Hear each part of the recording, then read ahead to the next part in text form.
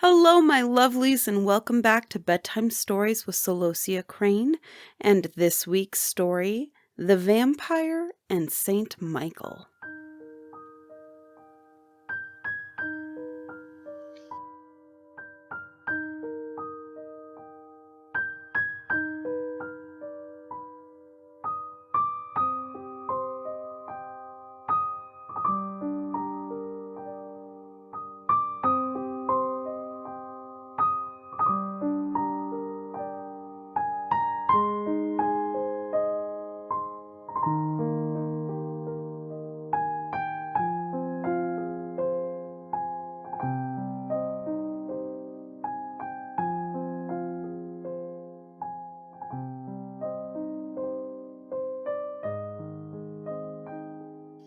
Once upon a time, in a certain village, there lived two neighbors. One was rich, very rich, and the other so poor that he had nothing in the world but a little hut, and that was tumbling about his ears. At length things came to such a pass with the poor man that he had nothing to eat, and could get work nowhere. Full of grief, he bethought him what he should do. He thought, and at last he said, "Look ye, wife, I'll go to my rich neighbor. Perchance he will lend me a silver rouble. That, at any rate, will be enough to buy bread with." So he went. He came to the rich man. "Good health to my lord," cried he. "Good health. I have come on an errand to thee, dear little master." "What may thine errand be?" inquired the rich man. "Alas, would to God that I had no need to say it, but it has come to such a pass with us that there's not a crust of bread, nor a farthing of money in the house. So I have come to ask thee, dear little master, lend us but a silver rouble, and we will be ever thankful to thee, and I'll work myself old to pay it back." "But who will stand surety for thee?" asked the rich man. "I know not if any man will, I am so poor. Yet perchance God and Saint Michael will be my sureties." And he pointed at the icon in the corner. Then the icon of Saint Michael spoke to the rich man from the niche and said, "Come now, lend it him, and put it down to my account. God will repay thee." "Well," said the rich man, "I'll lend it to thee." So he lent it, and the poor man thanked him and returned to his home full of joy. But the rich man was not content that God should give him back his loan by blessing him in his flocks and herds, and in his children, and in his health, and in the blessed fruits of the earth. He waited and waited for the poor man to come and pay him back his rouble, and at last went to seek him. "Thou son of a dog!" he shouted before the house. "Why hast thou not brought me back my money? Thou knowest how to borrow, but thou forgettest to repay." Then the wife of the poor man burst into tears. "He would repay thee indeed if he were in this world," said she. "But lo now, he died but a little while ago."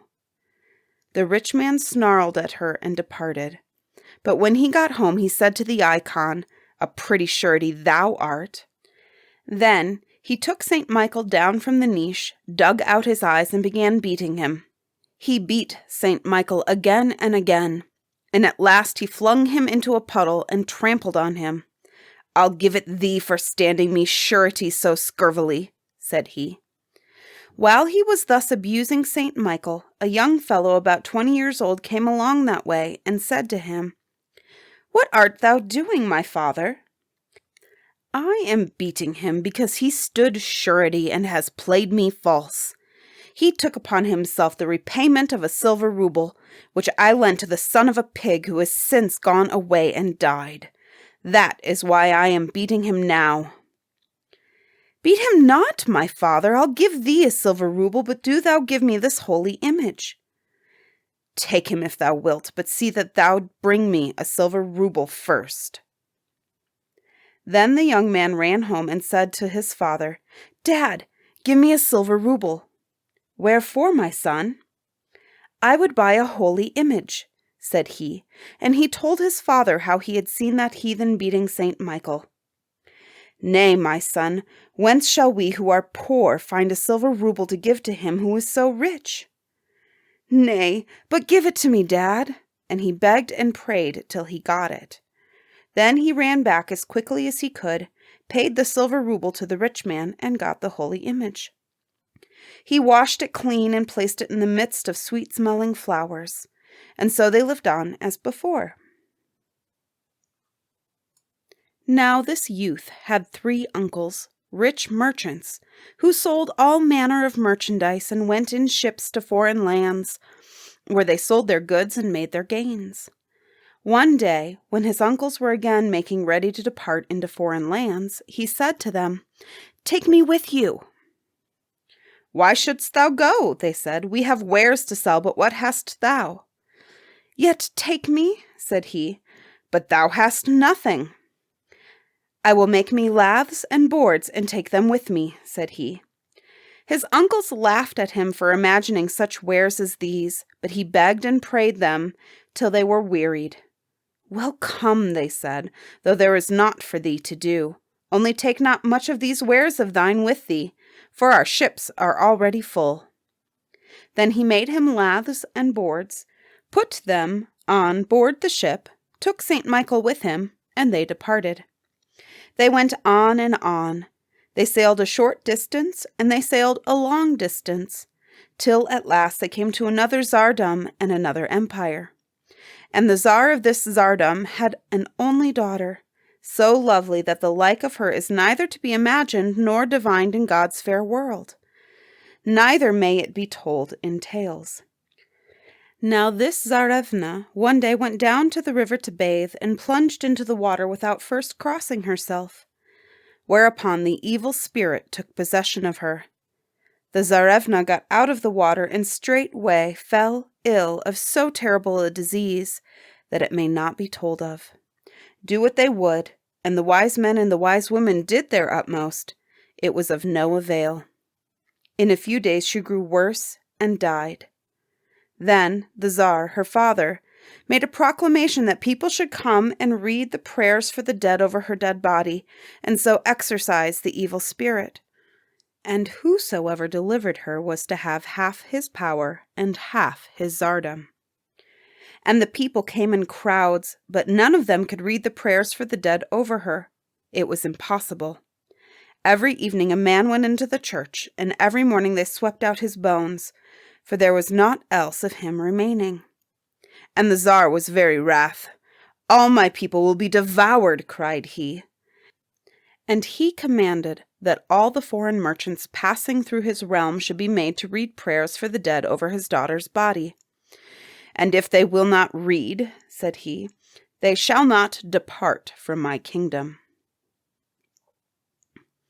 So the foreign merchants went one by one. In the evening a merchant was shut up in the church, and in the early morning they came and found and swept away his bones.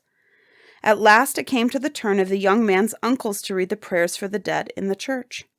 They wept and lamented and cried, "We are lost! We are lost! Heaven help us!" Then the eldest uncle said to the lad, "Listen, good simpleton. It is now come to my turn to read prayers over the Tsarevna. Do thou go in my stead, and pass the night in the church, and I'll give thee all my ship." "Nay, but," said the simpleton, "what if she tear me to pieces too? I won't go." But then St. Michael said to him, "Go and fear not. Stand in the very middle of the church, fenced round about with thy laths and boards, and take with thee a basket full of pears. When she rushes at thee, take and scatter the pears, and it will take her till cock-crow to pick them all up. But do thou go on reading thy prayers all the time, and look not up, whatever she may do." When night came, he took up his laths and boards and a basket of pears, and went to the church. He entrenched himself behind his boards, stood there, and began to read. At dead of night there was a rustling and a rattling. "O Lord, what was that?" There was a shaking of the bier. Bang, bang! And the Tsarevna rose from her coffin and came straight toward him. She leapt upon the boards and made a grab at him and fell back. Then she leapt at him again, and again she fell back. Then he took his basket and scattered the pears. All through the church they rolled, she after them, and she tried to pick them up till cock-crow, and at the very first cock-a-doodle-doo, she got into her byre again and lay still. When God's bright day dawned, the people came to clean out the church and sweep away his bones. But there he was reading his prayers, and the rumor of it went through the town, and they were all filled with joy. The next night it was the turn of the second uncle, and he began to beg and pray. Go, thou simpleton, in my stead. Look now, thou hast already passed a night there. Thou mayst very well pass another, and I'll give thee all my ship. But he said, I won't go. I'm afraid. But then St. Michael said to him again, Fear not, but go. Fence thee all about with thy boards, and take with thee a basket of nuts. When she rushes at thee, scatter thy nuts, and the nuts will go rolling all about the church, and it will take her till cock-crow to gather them up. But do thou go on reading thy prayers, nor look up, whatever may happen. And he did so. He took his boards and the basket of nuts and went to the church at nightfall and read. A little after midnight there was a rustling and an uproar, and the whole church shook. Then came a fumbling round about the coffin. Bang, bang! Up she started, and she made straight for him. She leapt and plunged. She very nearly got through the boards. She hissed like seething pitch, and her eyes glared at him like coals of fire. But it was of no use. He read on and didn't once look at her. Besides, he scattered his nuts, and she went after them and tried to pick them all up till cock-crow. And at the first cock-a-doodle-doo, she leapt into her coffin again and pulled down the lid. In the morning the people came to sweep away his bones, and lo, they found him alive. The next night he had to go again in the third uncle's stead. Then he sat down and cried and wailed, Alas, alas, what shall I do? 'Twere better I had never been born. But St. Michael said to him, Weep not, 'twill all end happily. Fence thyself about with thy boards, sprinkle thyself all about with holy water, incense thyself with holy incense, and take me with thee. She shall not have thee, and the moment she leaves her coffin, do thou jump quickly into it. And whatever she may say to thee, and however she may implore thee, let her not get into it again until she says to thee, My consort. So he went. There he stood in the middle of the church, fenced himself about with his boards, strewed consecrated poppy seed around him, incensed himself with holy incense, and read and read. About the middle of the night a tempest arose outside, and there was a rustling and a roaring, a hissing and a wailing. The church shook. The altar candelabra were thrown down. The holy images fell on their faces. O Lord, how awful! Then came a bang, bang from the coffin, and again the Tsarevna started up. She left her coffin and fluttered about the church. She rushed at the boards and made a snatch at him and fell back. She rushed at him again, and again she fell back. She foamed at the mouth, and her fury every instant grew worse and worse. She dashed herself about and darted madly from one corner of the church to the other, seeking him everywhere. But he skipped into the coffin with the image of St. Michael by his side. She ran all over the church, seeking him. He was here, and now he is not here, she cried. Then she ran further on, felt all about her, and cried again. He was here, and now he's not here. At last she sprang up to the coffin, and there he was. Then she began to beg and pray him, Come down, I'll try and catch thee no more, only come down, come down. But he only prayed to God and answered her never a word. Then the cock crowed once, Cock-a-doodle-doo! Alas, come down, my consort, cried she. Then he came down, and they both fell on their knees and began praying to God, and wept sore and gave thanks to God himself because he had had mercy on them both. And at dawn of day, crowds of people with the Tsar at the head of them came to the church. "Shall we find him reading prayers, or shall we only find his bones?" said they.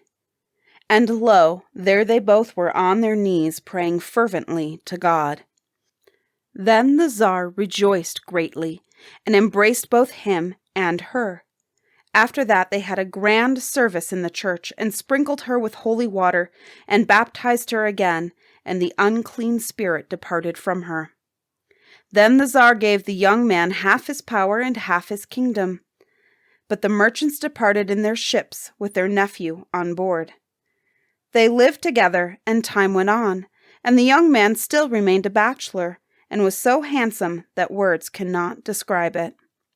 But the Tsar lived alone with his daughter. She, however, grew sadder and sadder, and was no longer like her former self, so sorrowful was she. And the Tsar asked her, saying, "Wherefore art thou so sorrowful?" "I am not sorrowful, father," said she. But the Tsar watched her and saw that she was sorrowful, and there was no help for it. Then he asked her again, "Art thou ill?" "Nay, dear dad," said she, "I myself know not what is the matter with me." And so it went on till the Tsar dreamt a dream, and in this dream it was said to him, "Thy daughter grieves because she loves so much the youth who drove the unclean spirit out of her." Then the Tsar asked her, "Dost thou love this youth?" And she answered, "I do, dear father." "Then why didst thou not tell me before, my daughter?" said he. Then he sent for his haydocks and commanded them, saying, "Go this instant to such and such a kingdom, and there ye will find the youth who cured my daughter. Bring him to me." Then they went on until they found him, and he took just the same laths and boards that he had had before, and went with them. The Tsar met him, and bought all his boards, and when they split them into pieces, lo, they were full of precious stones. Then the Tsar took him to his own house and gave him his daughter, and they lived right merrily together. And that is the story of the vampire and Saint Michael.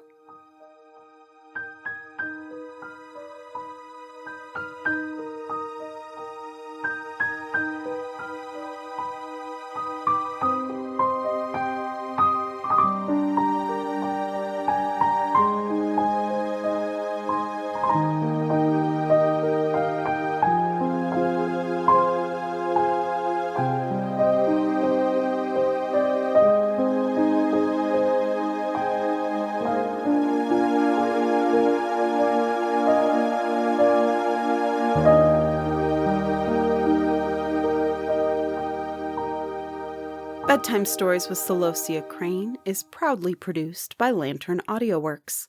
To listen to the other podcasts that Lantern AudioWorks produces, please go to lanternaudioworks.com.